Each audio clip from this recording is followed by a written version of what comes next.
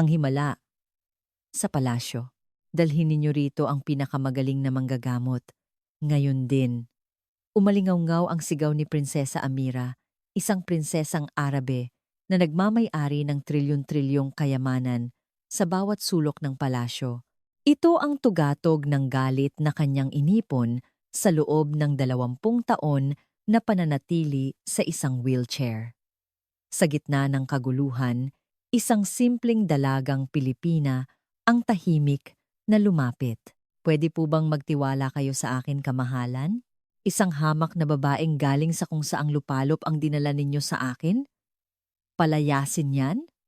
Sa kabila ng nag-aapoy na sigaw ng prinsesa, hindi natinag si Isabel Reyes. Sa halip, marahan niyang hinawakan ang paa ng prinsesa at binitiwan ang isang nakakagulat na pahayag. Kung mas maaga niyo lang po akong tinawagan. 1 oras? Hindi, 10 segundo lang po ang kailangan ko. At sa mismong sandaling iyon, isang himala ang nagsimulang maganap sa mga binti ng prinsesa na hindi man lang gumalaw sa loob ng 20 taon. Sino nga ba ang dalagang Pilipinang ito? At anong kababalaghan ang naghihintay? Kung tatapusin ninyo ang kuwentong ito, tiyak na mabibigla kayo. Kaya't mag-subscribe at i-like na ang video na ito at sabay-sabay nating simulan. Magpapakita ako ng himala sa loob ng 5 segundo.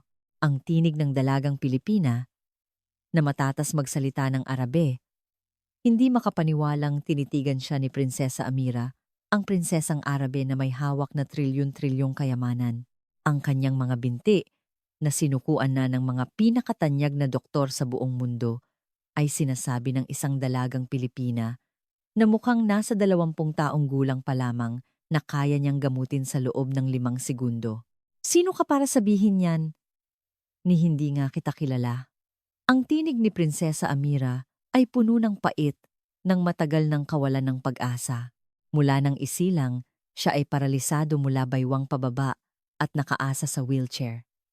Daan-daang tanyag na doktor mula sa iba't ibang panig ng mundo ang sumuri sa kanya, ngunit lahat sila ay umiling na lamang. Ngunit ang dalagang Pilipina sa kanyang harapan ay nagpakita ng kakaibang kumpiyansa. Ang pangalan ko po ay Isabel Reyes at hindi po ako nagsisinungaling, kamahalan.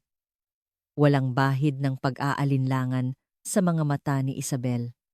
Sa halip, isang mainit na pag-unawa sa pinagdadaanan ng prinsesa ang mababanaag dito. Sa sandaling iyon, nagsimulang magbulungan ang mga medikal na tauhan sa silid. Nandoon ang mga pinakamahuhusay na doktor sa mundo, mula kay Dr. Johnson na nagtapos sa Harvard Medical School hanggang sa personal na manggagamot ng Royal Family ng Britanya. Kalokohan! Isang problema na hindi natin malutas sa loob ng maraming taon ng pananaliksik gagawin ng isang dalaga mula sa Pilipinas? Ang nanunuya at malakas na boses ni Dr. Johnson ay pumuno sa silid, ngunit si Isabel ay hindi natinag. Sa halip, mas kalmado siyang lumapit sa prinsesa. Naguguluhan si Prinsesa Amira. Lahat ng mga doktor na nakilala niya ay mayayabang o puno ng awa ang tingin sa kanya, ngunit iba ang dalagang Pilipinang ito. Para bang tinitingnan siya nito bilang isang buong tao. Kamahalan, may nangyari po ba noong bata pa kayo? Maaaring hindi po ito problema sa katawan. Sa tanong ni Isabel, biglang nanigas ang mukha ni Amira. Walang sino man ang nagtanong sa kanya ng ganoon. Lahat ng doktor ay nagsuri lamang sa mga nerbiyos at kalamnan ng kanyang mga binti. Walang sino man ang nagpakita ng interes sa mga sugat ng kanyang puso. Hindi yan mahalaga. Gamutin mo na lang ang mga binti ko. Sa malamig na sagot ng prinsesa, hindi sumuko si Isabel. Sa halip, isang mas malambing na ngiti ang kanyang ipinakita. Kamahalan, ang tunay na paggaling ay dapat sabay na mangyari sa katawan at isipan. Ang 5 segundo na sinabi ko ay ang sandali kung kailan magbubukas ang inyong puso. Sa mga salitang iyon, nagsimulang mamuo ang luha sa mga mata ni Amira. Sa loob ng 20 taon, walang sino man ang sumubok na unawain ang kanyang damdamin Ngunit tila nabasa ng estrangherang Pilipinang ito ang tunay niyang sakit sa unang pagkikita pa lamang nila. Ngunit ang reaksyon ng mga doktor sa paligid ay nanatiling malamig. Lalo na si Dr. Arashim, ang personal na manggagamot ng prinsesa na hindi itinago ang kanyang pagkadismaya. Kamahalan, ang ganitong uri ng pamahiin ay maaaring mapanganib. Wala itong siyentipikong basehan. Dr. Arashim, sa lahat ng nagdaang paggamot na may siyentipikong basehan, mayroon po bang nagtagumpay? Ang tahimik ngunit matatag na sagot ni Isabel ay nagpatahimik sa mga medikal na tauhan. Sa katunayan, lahat ng paggamot na nagkakahalaga ng bilyon-bilyon ay nabigo. Sa sandaling iyon, nagsalita si Prinsesa Amira na may desisyon. Sige, Miss Isabel Reyes, subukan mo. Wala naman na akong mawawala. May dahilan kung bakit ganito na lamang ang galit ni Prinsesa Amira. Sa nakalipas na 20 taon, naranasan niya ang hindi mabilang na mga huwad na pag-asa. Ang mga pinakamahuhusay na doktor sa mundo ay darating at mangangako. Tinitiyak ko po, kamahalan. Nagagaling kayo, ngunit lahat ay nagtapos sa kabiguan. Prinsesa, sigurado po ako ngayon. Ito ang pinakabagong stem cell therapy na binuo sa Switzerland. Iyan ang sinabi ni Dr. Johnson. Na nagtapos sa Harvard, 6 na buwan na ang nakalipas. Ngunit ang paggamot na iyon, na nagkakahalaga ng 50 milyong dolyar. Bago iyon, may robotic surgery mula sa Germany at bago pa roon, regenerative medicine mula sa Japan. Lahat ay mga ilusyon lamang. Mula sa kanyang silid-tulugan, tinitingnan ni Amira ang labas ng bintana.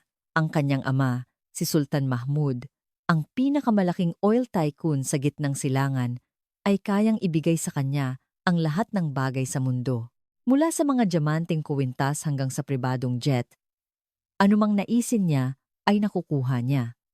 Ngunit ang isa, ang kanyang mga binti, ay hindi niya kayang ayusin. Amira, mukhang iba ang dalagang Pilipinang dumating ngayon, maingat na sinabi ni Fatima, ang kanyang personal na katulong. Si Fatima ang nag-alaga kay Amira mula pagkabata, kaya't alam niya ang puso ng prinsesa ng higit kanino man. Isa lang din siyang manloloko. Hindi mo ba nakikita, Fatima? Ilang tao na ang nanloko sa akin. Ang tinig ni Amira ay puno ng malalim na sugat. Mula pagkabata, hindi na mabilang ang mga taong lumapit sa kanya na nangangakong pagagalingin ang kanyang mga binti. Ngunit lahat sila ay kumuha lamang ng pera at naglaho. May isang doktor pa na nagsabing mayroon siyang himala ng paggamot at pinagdaanan siya sa 1 taon ng masakit na pamamaraan bago biglang naglaho. Ngunit may kakaiba. Si Isabel Reyes ay iba sa mga naunang doktor. Una sa lahat, hindi siya nagsalita tungkol sa pera. Karaniwan, sa unang pagkikita pa lamang, hihingi na sila ng malaking halaga na sinasabing ito ang kailangan para sa paggamot. Ngunit si Isabel ay hindi nagsalita ng anuman tungkol doon. Kamahalan? Baka naman po talagang iba ang dalagang Pilipinang iyon? Sa tingin ko po, hindi siya interesado sa pera. Sa sinabi ni Fatima, humalakhak si Amira. Fatima, napaka-inosente mo. Ganyan sila lahat sa simula. Kapag nakuha na nila ang tiwala mo, saka sila hihingi ng malaking halaga. Lalo na ang mga batang Asyanang tulad niya, mas delikado. Ngunit sa isang sulok ng kanyang puso, may isang maliit na pag-asa na nabubuhay. Ang init na naramdaman niya nang hawakan ni Isabel ang kanyang paa ay tiyak na iba sa mga naunang doktor. Tila ba tunay niyang nauunawaan ang kanyang sakit. Samantala, sa silid medikal ng palasyo, nagtatalo ng husto ang mga tanyag na doktor. Isang malaking kalokohan. Isang batang babaeng Asyano na mukhang 20 taong gulang lang ang magpapagaling sa hindi natin kayang pagalingin, sabi ni Sir William, ang personal na manggagamot ng Royal Family ng Britanya sa isang tinig na puno ng galit. 30 taon na siyang manggagamot ng mga maharlika. Hindi kaya't may alam siyang espesyal na pamamaraan? Iba ang pamamaraan ng medisina sa silangan kumpara sa kanluran. Maingat na sumalungat si Dr. Schmidt, isang batang doktor na Aleman. Ngunit malamig ang tugon ng ibang doktor. Schmidt, kulang ka pa sa karanasan. Isang paralisadong katawan sa loob ng 20 taon ay gagaling sa pamamagitan ng medisina ng silangan. Iyan ay hindi agham.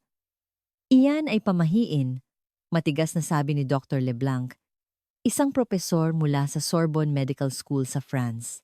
Lahat sila ay mga elite na nag-aral ng pinakabagong medisina sa mga nangungunang unibersidad sa mundo. Ang isiping malalampasan sila ng isang hindi kilalang dalaga mula sa Pilipinas ay isang dagok sa kanilang ego. Samantala, si Isabel ay mag-isang nag-iisip sa hardin ng palasyo. Ang kalagayan ni Prinsesa Amira ay mas malala kaysa sa kanyang inaasahan. Sa medikal na aspeto, ito ay isang kondisyon na maaaring gamutin, ngunit ang prinsesa mismo ay tuluyan ng sumuko. Napakalalim ng sugat na natamo niya sa loob ng 20 taon. Naramdaman ito ni Isabel nang tingnan niya ang mga mata ng prinsesa. Sa loob nito ay may isang mas malalim na kawalan ng pag-asa kaysa galit dahil sa sobrang dami ng kabiguan.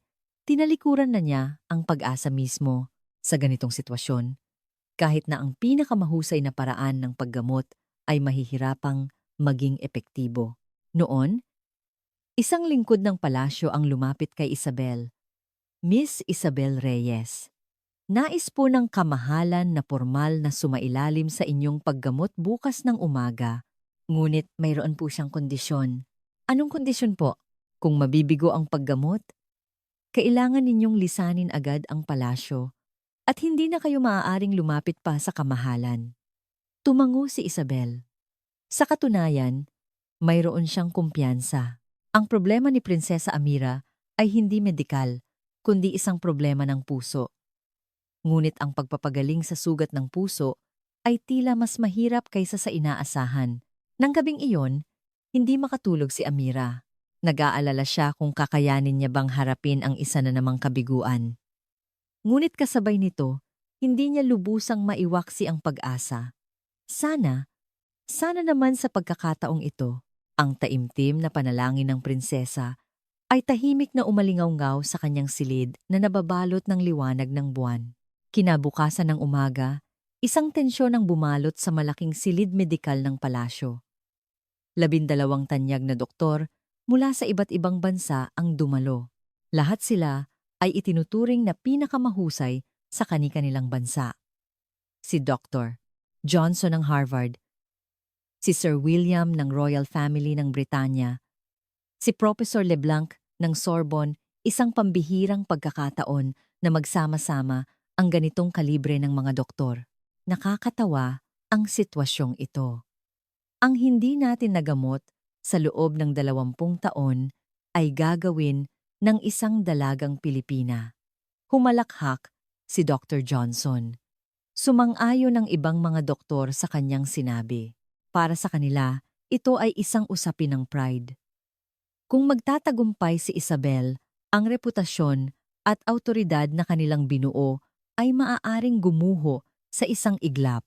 Mga Ginoo, iminumungkahi kong obserbahan natin ang sitwasyong ito ng may obhektibong pagtingin. Maingat na sinabi ng batang doktor na Aleman na si Schmidt, ngunit malamig na titig lamang ang natanggap niya mula sa mga nakatatandang doktor. Doktor! Schmidt? Bata ka pa. Ang medisina ay agham. Hindi ito gumagana sa pamamagitan ng emosyon o pamahiin. Ang matigas na boses ni Sir William ay pumuno sa silid. Sa sandaling iyon, pumasok si Prinsesa Amira na nakasakay sa kanyang wheelchair. Ang kanyang mukha ay nagpapakita ng pinaghalong kaba at pag-asa. Kamahalan, sigurado po ba kayong sasailalim sa paggamot na ito? Kung may mangyari, nag-aalalang sabi ni Dr. Arashim. Siya ang personal na manggagamot ng prinsesa sa loob ng 10 taon. At alam niya kung gaano karaming kabiguan ang pinagdaanan ni Amira. Ayos lang, Dr. Arashim. Wala naman na akong mawawala.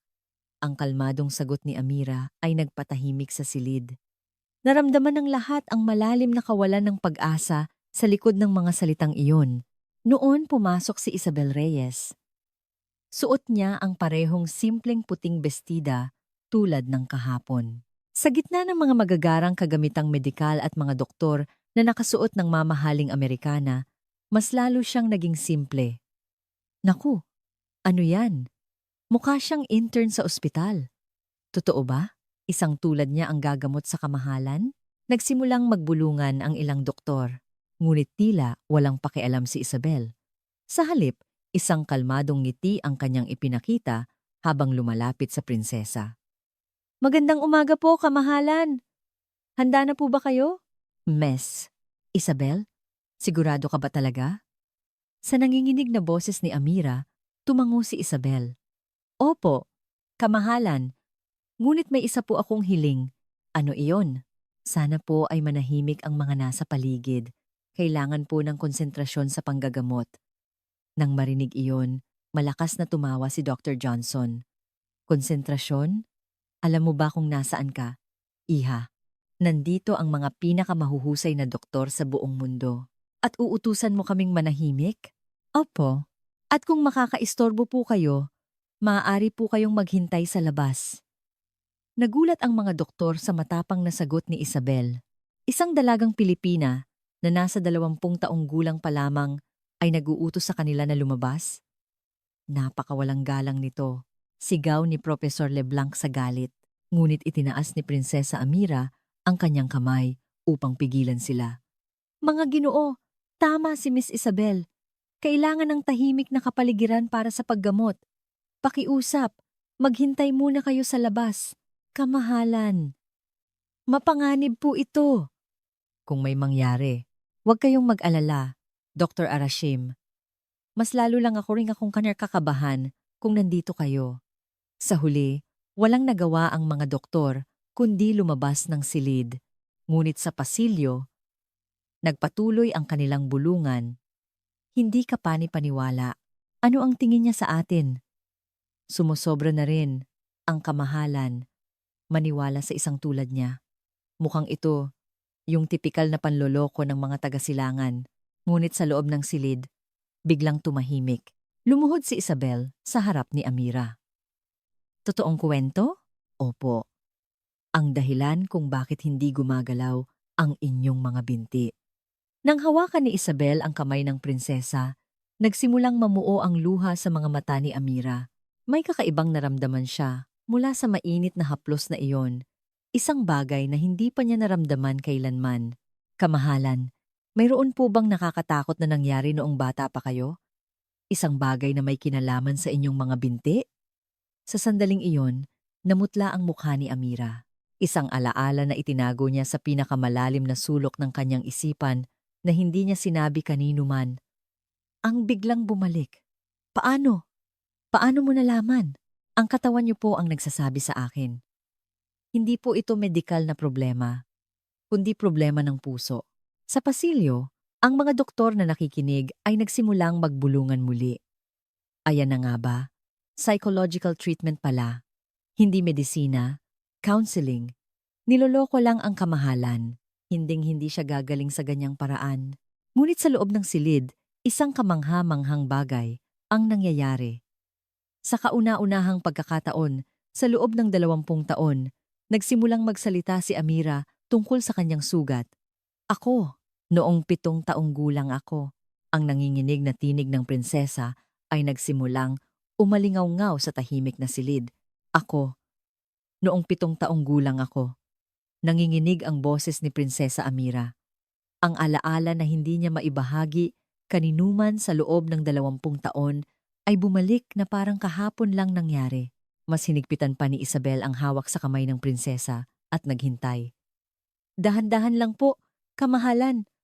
Makikinig po ako hanggang sa matapos kayo. Sa malambing na tinig ni Isabel, unti-unting nagbukas ng puso si Amira. Ang pangyayari noong araw na iyon, na hindi niya masabi kahit kanino, kahit sa kanyang ama.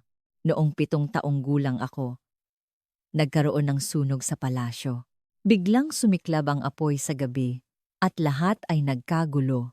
Tumulo ang luha mula sa mga mata ni Amira. Ang takot ng araw na iyon ay bumalik ng buo. Sa takot, nagtago ako sa isang sulok ng aking silid, ngunit isang malaking chandelier mula sa kisame ang bumagsak sa aking mga binti. Maging ang mga doktor na nakikinig sa pasilyo ay biglang natahimik, naramdaman nila ang katotohanan sa nanginginig na boses ng prinsesa. Napakalaki ng takot ko noon. Masakit? Oo. Pero mas nakakatakot ang pakiramdam na walang sino man ang darating para hanapin ako. Ngayon, malinaw na ang lahat. Ang pagkaparalisa ni Amira ay hindi dahil sa pisikal na pinsala, kundi dahil sa matinding takot at pakiramdam na pinabayaan siya, isang malalim na psikolohikal na trauma.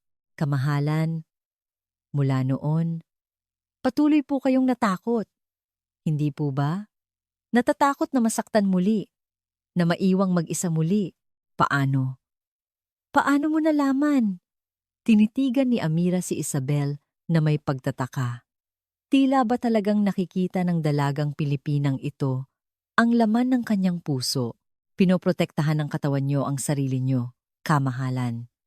Upang hindi na muling masaktan, pinili nitong huwag na lang gumalaw. Sa paliwanag ni Isabel, mas lalong humagulgol si Amira. Tila ang tanong na bumabagabag sa kanya sa loob ng 20 taon ay nasagot sa isang iglap. Sa pasilyo, nagbulungan ang mga doktor. Psikolohikal na trauma. Posible nga, pero posible bang gumalaw talaga ang mga binti dahil doon? Ang psychogenic paralysis ay napakahirap gamutin, lalo na't 20 taon na ang lumipas. Nanatiling skeptical si Sir William. Ngunit, iba ang iniisip ni Dr. Schmidt.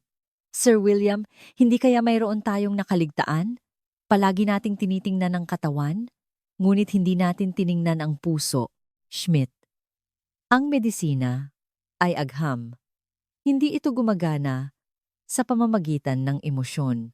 Ngunit sa loob ng silid medikal, isang kamangha-manghang pagbabago ang nagaganap.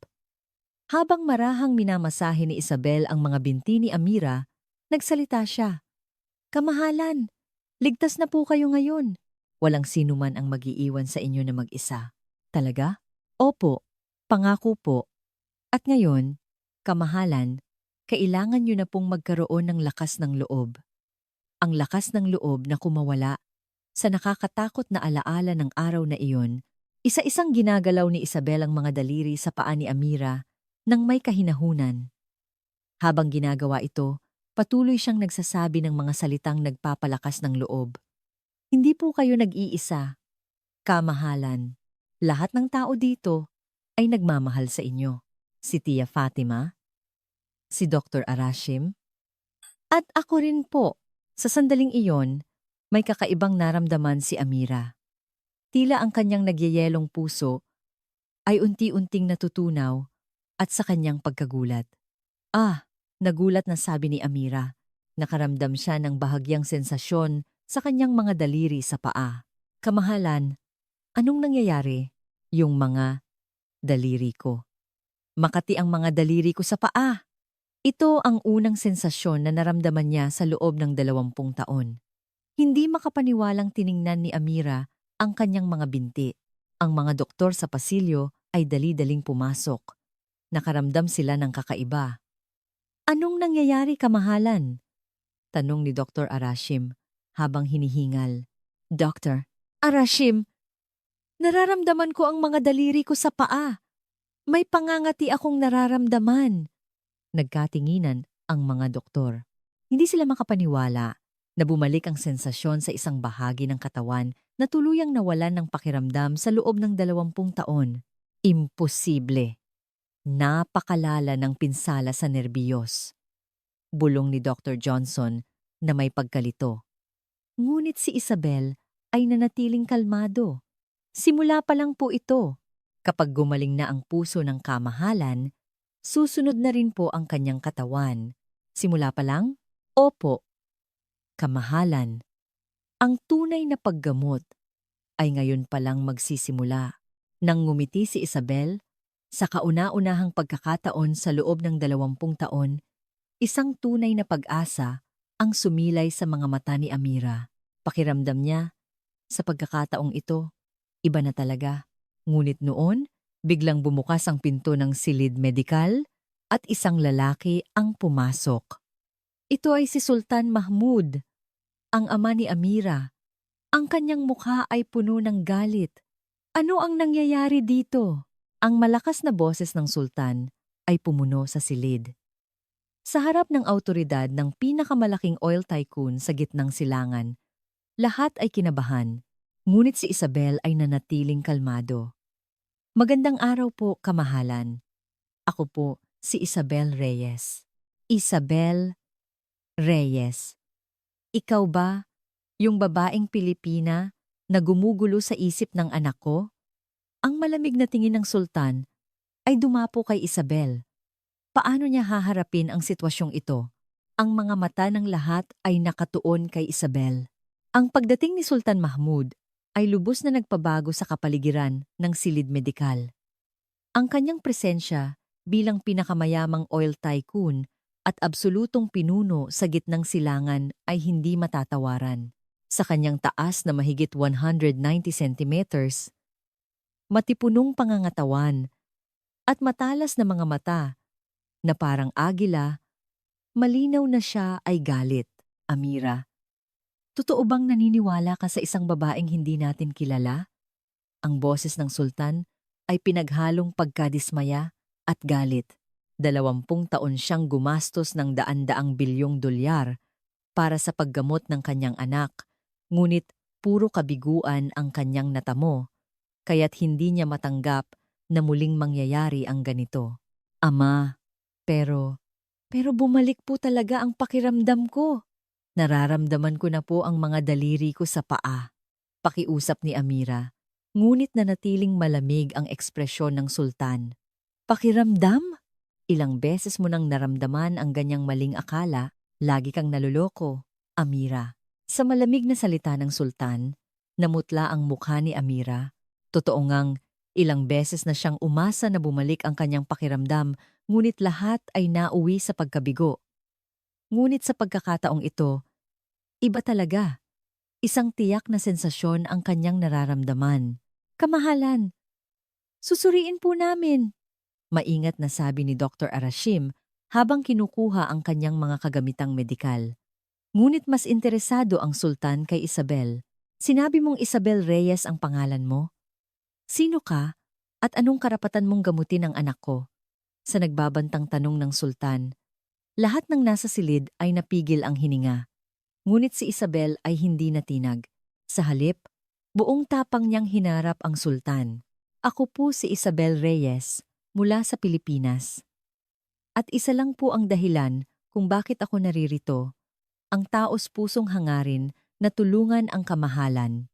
Hangarin na tumulong? Ha? Tumawa nang mapakla ang sultan. Daan-daang tao na ang nagsabi niyan. Sa huli, lahat sila ay kumuha lang ng pera at naglaho. Hindi po ako humihingi ng pera. Sa matatag na sagot ni Isabel, sandaling natigilan ang sultan. Sa lahat ng doktor at manggagamot na nakilala niya, wala pang tumanggi sa pera. Hindi ka humihingi ng pera? Kung gayon, ano ang gusto mo? Ang makitang maging masaya, ang kamahalan. Yun lang po. Ang taos-pusong boses ni Isabel ay nagpatahimik sa silid. Maging ang mga doktor na dati skeptical ay naramdaman ang katapatan ni Isabel sa sandaling iyon. Ama, pakiusap. Maniwala po kayo kahit isang beses lang, pakiusap ni Amira. Ayaw niyang isuko ang pag-asang naramdaman niya sa unang pagkakataon sa loob ng 20 taon. Tiningnan ng sultan ang nagmamakaawang mga mata ng kanyang anak at sandaling nag-isip. Bagamat paulit-ulit na siyang nabigo at naniniwala siyang ganito rin ang magiging resulta ngayon, hindi niya lubusang maipagwalang bahala ang pakiusap ng kanyang anak. Sige, ngunit may kondisyon. Nagsalita ang sultan habang nakatingin kay Isabel. Kung mabibigo ka, hindi ka lang basta aalis sa palasyo. Gagamit ako ng legal na hakbang para siguraduhing Hindi ka na muling makakalapit sa anak ko. At lalo pang naging malamig ang boses ng sultan. At kung sasaktan mo ang anak ko, kahit katiting, hahanapin kita kahit saan ka magtago.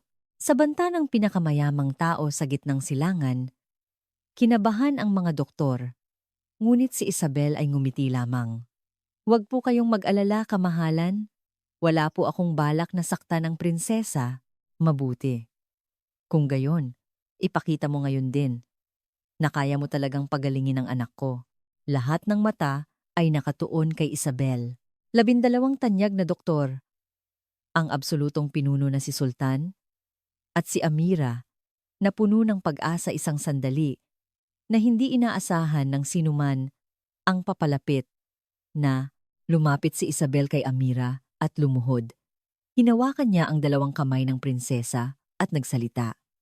Kamahalan, ngayon na po ang oras para magkaroon kayo ng tunay na lakas ng loob. Ang lakas ng loob na tuluyang kumawala sa takot ng araw na iyon. Paano ko po gagawin yun? Simple lang po. Magtiwala kayo sa akin at isipin ninyo na gusto ninyong tumayo. Kailangan ninyong naisin ito ng buong puso. Nang ilagay ni Isabel ang kanyang kamay sa mga binti ni Amira, isang kakaibang bagay ang nangyari. Isang mainit na pakiramdam ang kumalat sa buong binti ng prinsesa. Mainit! Umiinit ang mga binti ko! Sa gulat na sigaw ni Amira. Napigil ng lahat ang kanilang hininga. Kamahalan. Ngayon, dahan-dahan po kayong tumayo. Magtiwala po kayo sa akin. Pero, natatakot ako. Ayos lang po yan. Nandito po ako. Hindi kayo nag-iisa. Sa mainit na pagpapalakas ng loob ni Isabel, unti-unting nagkaroon ng lakas ng loob si Amira. At sa kauna-unahang pagkakataon sa loob ng 20 taon, sinubukan niyang tumayo mula sa kanyang wheelchair. Ang nanginginig na boses ng prinsesa ay umalingaw-ngaw sa silid. Sa sandaling iyon, lahat ay napahinto sa paghinga. Magaganap kaya ang himala? Ngunit noon, isang bagay na hindi kapani-paniwala ang nangyari. Unti-unting gumalaw ang mga binti ni Amira. Ama! Ama! Gumagalaw ang mga binti ko! Sa puno ng kagalakang sigaw ng prinsesa, ang himalang imposible sa loob ng 20 taon ay sa wakas ay naging isang katotohanan. Ama! Ama! Gumagalaw ang mga binti ko! Ang tuwang-tuwang sigaw ni Prinsesa Amira ay pumuno sa buong silid medikal. Ang kanyang mga binti, na nawalan ng pakiramdam sa loob ng 20 taon, ay totoong gumagalaw. Nagsimula sa bahagyang paggalaw ng mga daliri sa paa, at ngayon, maging ang kanyang mga bukong-bukong ay natural na gumagalaw. Si Sultan Mahmud ay literal na natigilan. Sa buong buhay niya sa pamamahala ng maraming kumpanya at pagharap sa iba't ibang sitwasyon, ngayon lang siya nakaranas ng ganito. Ang kanyang anak ay totoong ginagalaw ang kanyang mga binti. Paano naging posible ito? Ang 12 tanyag na doktor ay nasa estado ng ganap na pagkabigla. Kinusot ni Dr. Johnson ang kanyang mga mata at muling tiningnan, ngunit ang katotohanan ay hindi nagbago. Imposible. Ang mga nerbiyos ay ganap na nasira at hindi ito maipaliwanag ng medisina. Nanginginig na nabitawan ni Sir William ang kanyang mga kagamitang medikal. Tila ang lahat ng kaalaman sa medisina na kanyang naipon sa loob ng 30 taon ng paglilingkod sa royal family ng Britanya ay gumuho sa isang iglap. Ngunit ang pinakagulat sa lahat ay si Amira mismo. Miss Isabel, totoo po ba ito? Hindi po ba ito panaginip? Opo. Kamahalan. Ngayon, tumayo na po kayo. Hinawakan ni Isabel ang kamay ni Amira at tinulungan siyang tumayo. Sa kauna-unahang pagkakataon, ang prinsesa na nakaasa lamang sa wheelchair sa loob ng 20 taon ay tumayo gamit ang sarili niyang mga binti. Nakatayo. Nakatayo ako! Bumuhos na parang talon ang luha ng kagalakan mula sa mga mata ni Amira. Isang bagay na imposible kahit sa kanyang mga panaginip ay naging totoo. Ang pakiramdam na nakatapak sa lupa gamit ang sarili niyang mga binti ay napakatotoo. Kamahalan. Ngayon, subukan ninyong humakbang. Kaya ko po kayang maglakad? Opo. Dahan-dahan lang po. Sa pag-udyok ni Isabel, nagkalakas loob si Amira at isang bagay na hindi kapani-paniwala ang nangyari. Kahit napasuray-suray, nakahakbang si Amira ng 1, 2, 3 beses. Kaya kong maglakad. Kaya ko talagang maglakad. Ang silid medikal ay napuno ng ganap na kaguluhan. Ang mga pinakamahuhusay na doktor sa buong mundo ay nawalan ng imik. Ito ay isang himala. Bulong ni Dr. Schmidt sa nanginginig na boses. Bagamat bata pa siyang doktor, ang ganitong sitwasyon ay wala sa anumang aklat panggamot. Himala? Hindi ba't sinabi mong aghamang medisina? Natatawang sabi ni Dr. Johnson. Tila gumuho ang lahat ng kanyang pinaniniwalaan. Si Sultan Mahmud ay hindi pa rin makabangon sa kanyang pagkabigla. Ang problema na hindi niya malutas sa kabila ng paggastos ng daan-daang bilyon sa loob ng 20 taon, ay nalutas ng isang dalagang Pilipina sa loob lamang ng ilang oras. Amira, talaga bang nakakalakad ka na? Sa nanginginig na boses ng sultan, sumagot si Amira na may ngiti. Opo, ama. Tingnan ninyo. Lumakad si Amira patungo sa kanyang ama. Bagamat hindi pa matatag, malinaw na naglalakad siya gamit ang sarili niyang mga binti. Sa paglalakad ng kanyang anak patungo sa kanya sa unang pagkakataon sa loob ng 20 taon, namuo rin ang luha sa mga mata ng sultan. Amira, anak ko, nagyakapan ng mag-ama sa isang madamdaming sandali.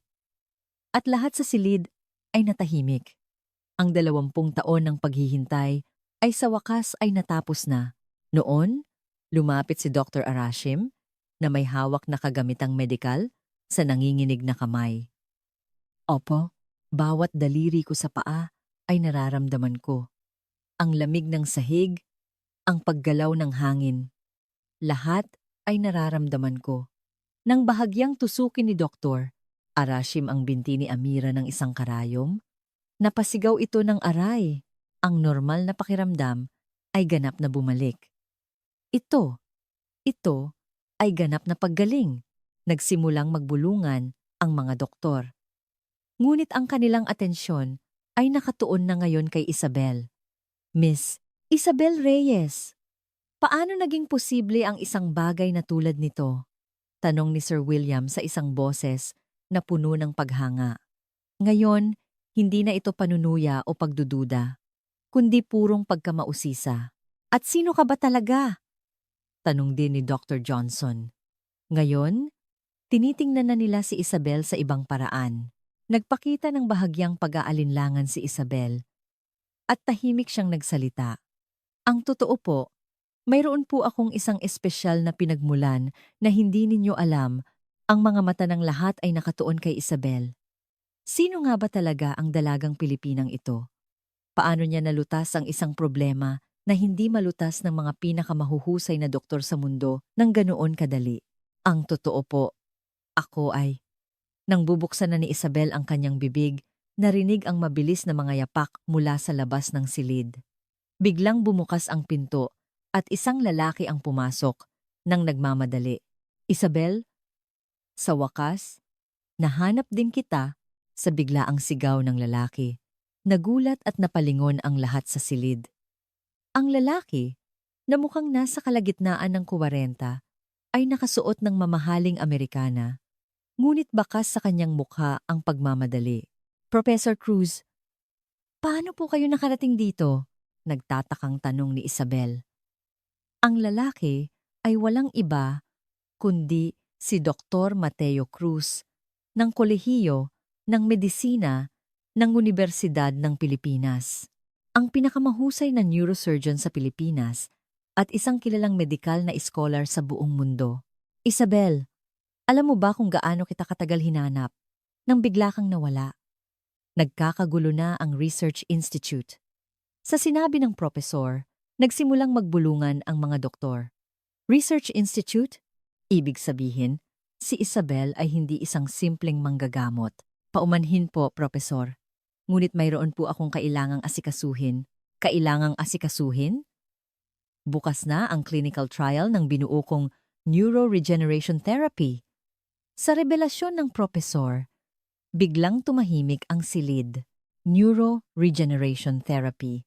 Clinical trial. Sino ba talaga si Isabel? Nagtatakang nagtanong si Sultan Mahmud. Pasensya na. Hindi pa ako nagpapakilala. Ako si Mateo Cruz. Mula sa Kolehiyo ng Medisina ng UP, magalang na pagpapakilala ng propesor sa pangalan ng Universidad ng Pilipinas, nagbago ang ekspresyon ng mga doktor.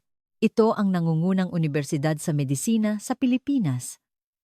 At si Isabel ay aking estudyante, o mas tamang sabihing, kasamahan?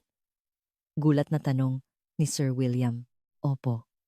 Si Isabel, ang pinakabatang Doctor of Medicine sa Pilipinas at isa na siyang autoridad sa larangan ng neuroregenerative medicine. Lahat ay napatingin kay Isabel.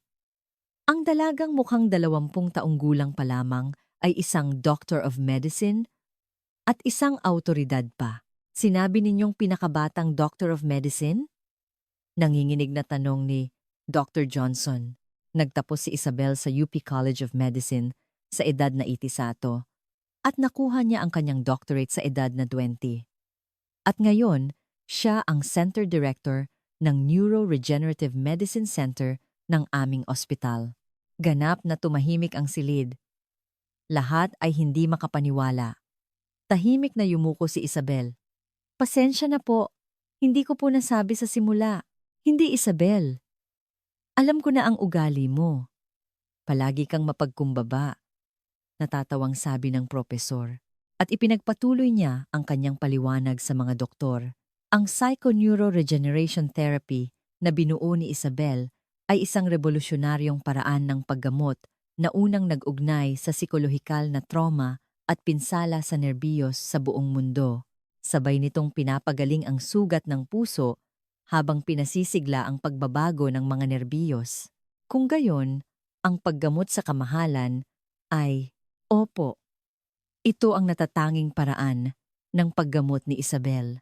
Sa totoo lang, ngayon ko lang din nakita ang ganito kaperpektong resulta. Tiningnan ng propesor si Amira na may paghanga. Ang prinsesa na nakatayo pa rin sa sarili niyang mga paa ay tila isang himala. Dahan-dahang lumapit si Sultan Mahmud kay Isabel. Dr. Isabel Reyes. O dapat kong sabihing, Director Reyes, bakit hindi ninyo sinabi sa amin sa simula? Paumanhin po kamahalan. Ngunit mas gusto ko pong mag-focus sa paggaling ng prinsesa kaysa sa aking titulo. Ang taos-pusong sagot ni Isabel ay nagpalambot sa ekspresyon ng sultan. At sa totoo lang po, mayroon akong espesyal na dahilan. Espesyal na dahilan? Mausisang tanong ni Amira. Nag-alinlangan sandali si Isabel bago nagsalita. Noong bata pa po ako, nakaranas din po ako ng katulad na pangyayari. Nawala ang aking mga magulang sa isang aksidente sa sasakyan at ako man ay hindi nakalakad ng matagal. Naging taimtim ang kapaligiran sa silid. Walang sino man ang nag-akalang mayroon siyang ganoong kwento. Noon, may isang taong tumulong sa akin. Hindi sa pamamagitan ng medikal na paggamot, kundi sa pamamagitan ng pagpapagaling ng puso. Kaya't nangako ako sa sarili ko na tutulungan ko ang mga taong may katulad na sakit. Namuo ang luha sa mga mata ni Amira. Ngayon niya lang naintindihan kung bakit ganoon na lamang ang pag-unawa ni Isabel sa kanyang puso. Kaya po, hindi ako tumatanggap ng bayad. Ibinabalik ko lang po ang tulong na natanggap ko. Malalim na bumuntong hininga si Sir William. Kami ay lubos na nahihiya. Sa pagmamaliit namin sa inyo, hindi po. Natural lang po ang inyong reaksyon. Inaasahan ko na pong mahirap paniwalaan sa simula. Ang mapagkumbabang ugali ni Isabel ay nagpayuko sa lahat ng mga doktor. Nahiya sila sa kanilang mga pagkiling at kayabangan. Tiningnan ng propesor ang kanyang relo. Isabel? Paano na ang clinical trial bukas? Hindi pwedeng wala ka roon. Huwag po kayong mag-alala, Propesor. Babalik po ako ngayong gabi, nakangiting sabi ni Isabel. Ngunit nalungkot si Amira. Aalis na po kayo kaagad? Pwede po bang manatili pa kayo? Kamahalan, tapos na po ang aking gawain. Nakakalakad na po kayo muli. Ngunit noon, nagsalita ang sultan. Director Isabel Reyes, mayroon po akong isang pakiusap. Ang mga mata ng lahat ay nakatuon sa sultan.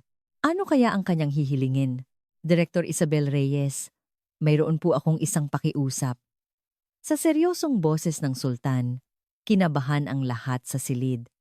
Ang pakiusap ng pinakamayamang tao sa gitnang silangan. Ano kaya ito? Patawarin ninyo po ang aming pamilya. Sa hindi inaasahang salita, nagulat ang lahat. Ang isang absolutong pinuno, tulad ng sultan, na yumuyuko at humihingi ng tawad ay isang bagay na hindi nila maisip. Patawad po para saan, kamahalan? Sa simula, minamaliit at pinagdudahan ko kayo. Nahihiya ako sa sarili ko dahil hindi ko nakita ang inyong tunay na hangarin. Ang taos-pusong paghingi ng tawad ng sultan ay ikinagulat ni Isabel. Hindi po! Natural lang po ang inyong reaksyon. Ganoon din po siguro ang gagawin ko. At may isa pa po akong pakiusap. Muling nagsalita ang sultan. Gusto ko pong tulungan kayo upang mas maraming tao ang makinabang sa inyong binuong paraan ng paggamot. Susuportahan ko po ang lahat ng kailangan ninyo. Maging ito man ay para sa pananaliksik o pasilidad. Nagningning ang mga mata ni Isabel. Ang isiping makakatulong siya sa mas maraming pasyente ay nagpatibok ng kanyang puso. Ngunit may kondisyon po. Anong kondisyon po iyon? Huwag po kayong tumanggap ng bayad. Ngumiti si Isabel.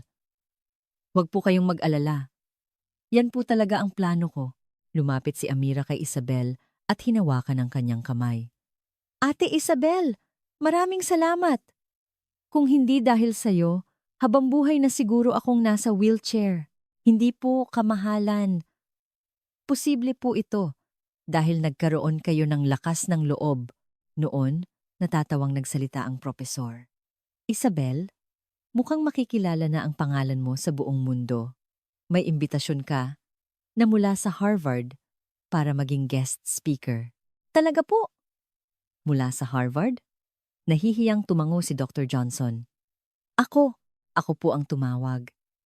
Gusto ko pong matuto pa tungkol sa inyong paraan ng paggamot. Lumapit din si Sir William. Gusto rin po kayong imbitahan ng Royal Family ng Britanya bilang kanilang Royal Physician, ngunit umiling si Isabel.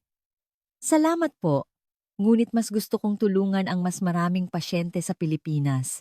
Sa sandaling iyon, napuno ng damdamin ang buong silid. Ang pag-uuna ni Isabel sa mga pasyente kaysa sa katanyagan at kayamanan ay lubos na hinangaan ng lahat.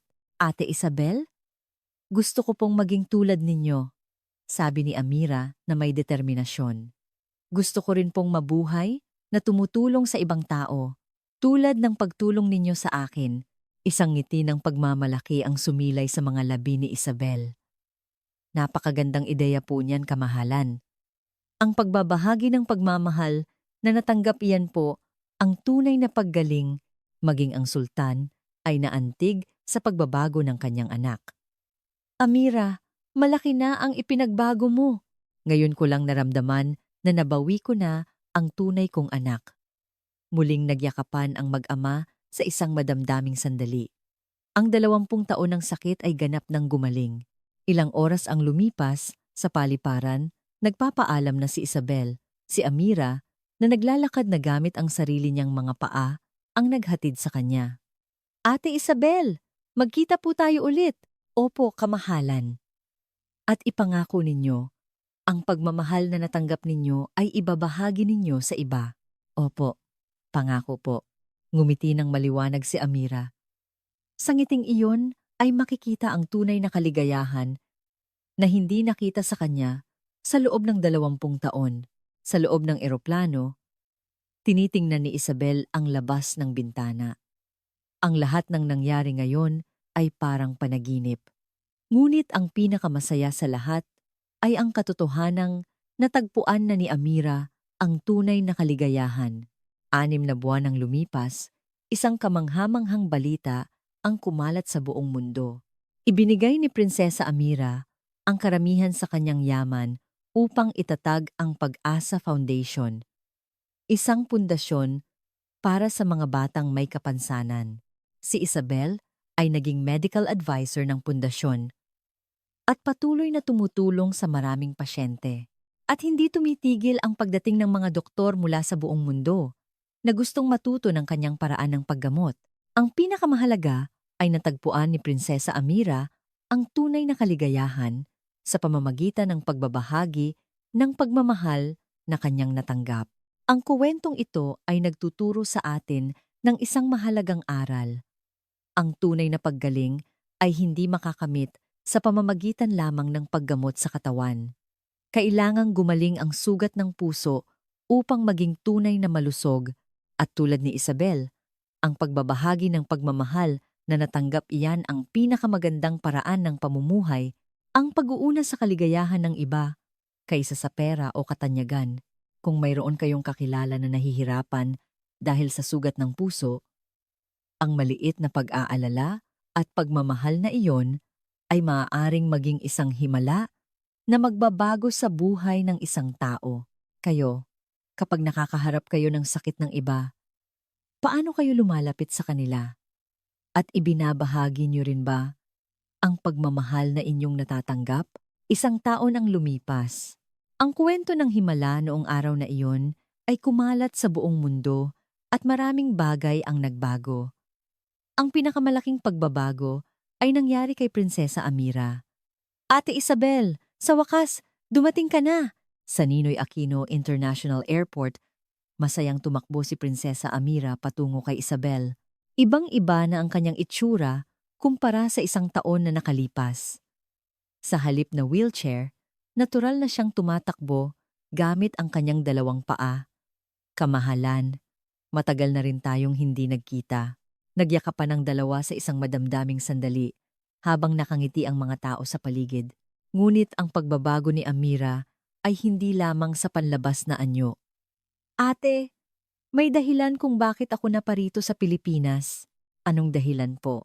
Nagpasya ang aming Pag-asa Foundation na magtayo ng isang Children's Rehabilitation Hospital dito sa Pilipinas. At gusto ko sanang ikaw ang mamuno sa medical team. Nagningning ang mga mata ni Isabel. Ang Pag-asa Foundation na itinatag ni Amira, 1 taon na ang nakalipas, ay gumagawa na ng malaking pagbabago sa gitnang silangan. Talaga po, ngunit parang napakalaking proyekto nito para sa akin. Ate, hindi mo ba alam? Isa ka na sa mga pinakatanyag na doktor sa buong mundo. Totoo iyon. Ang psychoneuroregeneration therapy ni Isabel ay nagdulot ng revolusyon sa larangan ng medisina. Ang Harvard, Oxford at Tokyo University ay pumipila para makinig sa kanyang mga lecture. Ngunit nanatiling mapagkumbaba si Isabel. Gusto ko lang pong tumulong sa mga pasyente. Kaya nga lalo kang kahanga-hanga, ate. Malaki na ang ipinagbago ni Amira sa loob ng 1 taon. Wala na ang malungkot at desperadong anyo niya noon. Ngayon, isa na siyang babaeng may mainit na puso na nakatuon sa pagtulong sa iba. Sa isang cafe, nagsimula silang magkuwentuhan tungkol sa nagdaang taon. Ate, hanggang ngayon, parang panaginip pa rin ang lahat. Ang katotohanang nakakalakad na ako. Posible po iyon dahil nagkaroon kayo ng lakas ng loob. Hindi, ate. Kung hindi dahil sa'yo, hinding-hindi ako makakawala sa trauma na iyon. Huminto sandali si Amira at seryosong nagsalita. Ate, marami akong natutunan. Noon, akala ko, ang mga binti ko lang ang problema. Pero ang totoo, ang puso ko pala. Tama po. Magkaugnay po ang katawan at isipan. Kaya sa aming Pag-asa Foundation, hindi lang medikal na tulong ang aming ibinibigay, kundi pati na rin psychological counseling at emotional healing. Naantig si Isabel. Ginagamit ni Amira ang kanyang karanasan para gumawa ng isang mas mabuting mundo. Pero, kamahalan, Ano po ang sabi ng inyong ama? Si ama? Mas excited pa siya sa akin. Araw-araw niya akong tinatanong kung ano na namang mabuting bagay ang gagawin ko, natatawang sabi ni Amira. Maging si Sultan Mahmud ay lubos na naantig sa pagbabago ng kanyang anak. Ang totoo, ang pinakagulat ni Ama ay hindi ang pagbabago ko, kundi ang pagbabago ng tingin ng mga tao sa akin. Paano po? Dati, lahat sila ay naaawa sa akin. Ang prinsesang naka-wheelchair, pero ngayon, hinahangaan na nila ako dahil sa mga ginagawa ko. Totoo iyon. Si Amira ay isa na sa mga pinakarespetadong personalidad sa gitnang silangan. Ang kanyang pagbangon mula sa sariling pagdurusa upang tumulong sa iba ay nagbigay ng pag-asa at lakas ng loob sa marami. Ganoon din sa iyo, ate. Ang kwento mo ay nagbibigay ng malaking inspirasyon sa mga doktor sa buong mundo. Totoong ang impluensya ni Isabel ay hindi matatawaran. Dumaragsa ang mga doktor mula sa iba't ibang bansa sa Pilipinas para matuto ng kanyang paraan ng paggamot. Pero ate, may plano ka na bang mag-asawa? Sa biglaang tanong ni Amira, na mula si Isabel. Bakit po bigla ninyong naitanong yan? Sayang naman kung isang napakagaling na tao tulad mo ay mag-isa. Sabi ni Ama, ipapakilala ka raw niya sa isang mabuting lalaki. Naku, hindi po. Gusto ko pa pong mag-focus sa pag-aalaga ng mga pasyente. Sa pagkapahiya ni Isabel, malakas na tumawa si Amira. Biro lang ate. Pero kailangan mo ring maging masaya. Huwag mo lang alagaan ng iba, alagaan mo rin ang sarili mo. Salamat po, kamahalan. Pero kayo po, kamusta? May nakilala na po ba kayong espesyal? Ngayon, si Amira naman ang namula. May kasama po ako sa Pag-asa Foundation. Isa po siyang doktor at napakabuti niya. Talaga po? Sino po siya? Taga-Britanya po siya. Estudyante po ni Sir William. Nagulat si Isabel. Si Sir William ang royal physician na nakilala niya sa Silid Medical noon. Estudyante ni Sir William? Opo. Naantig din po siya sa paraan ng paggamot ninyo. Kaya nag-volunteer siya sa Pag-asa Foundation. Napakasipag niya at napakabait. Sa masayang ekspresyon ni Amira, napangiti si Isabel. Tila natagpuan na niya ang tunay na pag-ibig. Kung gayon, may magandang balita na po ba? Sikreto pa lang po. Pero gusto ko sanang ikaw ang maging ninang sa kasal. Ninang? Ako po? Opo. Kung hindi dahil sa inyo, wala po ang ako ngayon. Habang nagtatawanan sila, isang magandang paglubog ng araw ang nasaksihan nila sa labas ng cafe. Ang kuwentong nagsimula sa isang desperadong sandali. Isang taon na, ang nakalipas, ay nagbunga ng napakagandang resulta na tila isang himala.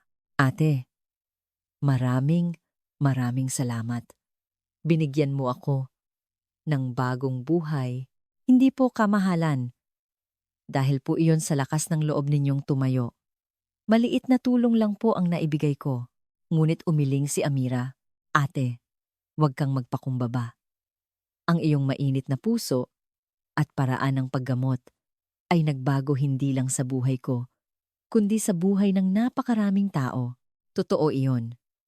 Ang paraan ng paggamot ni Isabel ay ginagamit na sa mahigit 50 bansa sa buong mundo at libu-libong pasyente ang nakahanap ng bagong pag-asa. Nang tuluyang lumubog ang araw, nagpaalam na ang dalawa. Ate, sana samahan mo kami sa proyektong pagtatayo ng Children's Rehabilitation Hospital dito sa Pilipinas. Siyempre, kung para sa ikabubuti ng mas maraming bata, lagi akong handa nang makaalis si Amira. Nag-isip si Isabel habang nakatingin sa Ilog Pasig. Sino ang mag-aakala na ang maliit na pagkikita isang taon na ang nakalipas ay magdudulot ng ganito kalaking pagbabago? At ang pagbabagong ito ay simula pa lamang.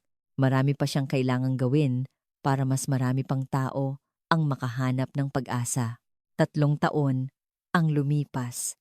Walang sino man ang makakaisip kung gaano kalaking epekto ang idinulot ng maliit na pagkikita 3 taon na ang nakalipas. Inay, kaya ko na po talagang maglakad. Sa bagong bukas na Pag-asa Rehabilitation Hospital sa Taguig, masayang sumigaw si Miguel, isang 7 taong gulang na bata. Ipinanganak na may cerebral palsy at hindi makalakad. Ngunit dahil sa psychoneuroregeneration therapy ni Isabel, nagpakita siya ng milagrosong paggaling. Miguel, ang galing-galing mo? Niyakap ni Isabel si Miguel nang may ngiti. Ang mga sandaling tulad nito ang dahilan kung bakit siya naging doktor. Sa isang sulok ng ospital, nakikipaglaro si Prinsesa Amira sa ibang mga bata. Ngayon, buwan-buwan na siyang bumibisita sa Pilipinas para personal na alagaan ang mga bata. Tita Amira, magiging kasing ganda niyo rin po ba ako? Tanong ni Eunice. Isang 8 taong gulang na batang naka-wheelchair.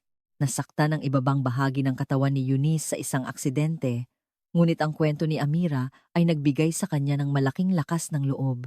Eunice, maganda ka na ngayon at malapit ka nang makalakad tulad ni tita, sabi ni Amira habang hinahaplos ang buhok ni Eunice.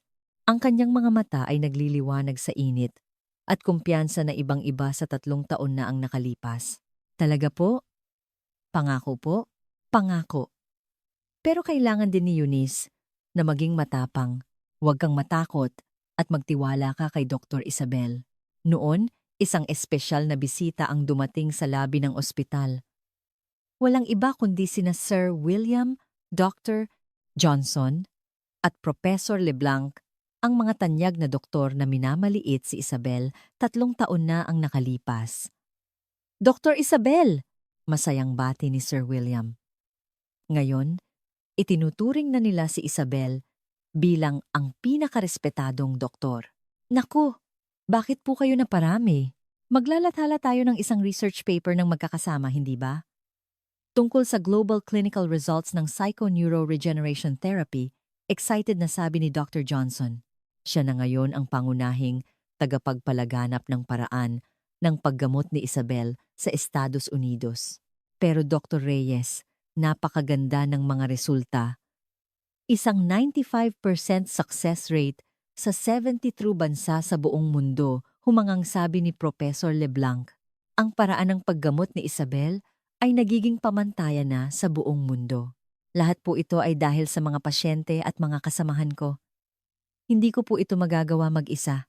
Sa mapagkumbabang sagot ni Isabel, umiling ang mga doktor.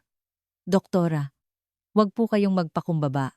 Ang simula ng lahat ng ito ay ang inyong mainit na puso. Lumapit si Amira. Tama po. Kung hindi dahil kay Ate Isabel, hindi lang ako, kundi lahat ng mga batang ito ay mawawalan ng pag-asa. Sa pagtingin sa loob ng ospital, isang kamangha-manghang tanawin ang makikita.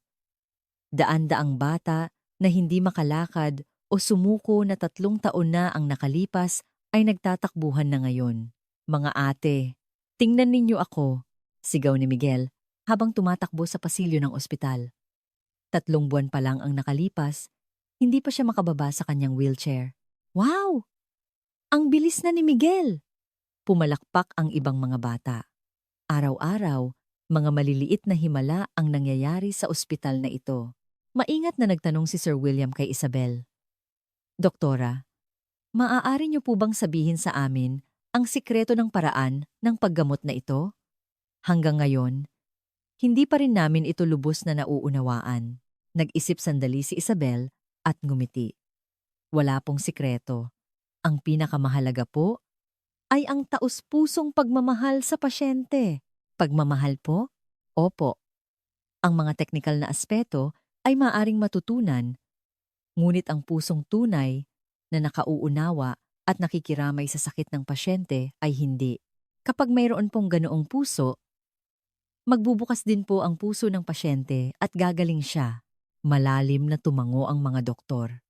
Sa 3 taon nilang pakikipagtrabaho kay Isabel, unti-unti na rin nilang nauunawaan na ang puso ng doktor ay kasing halaga ng teknolohiyang medikal.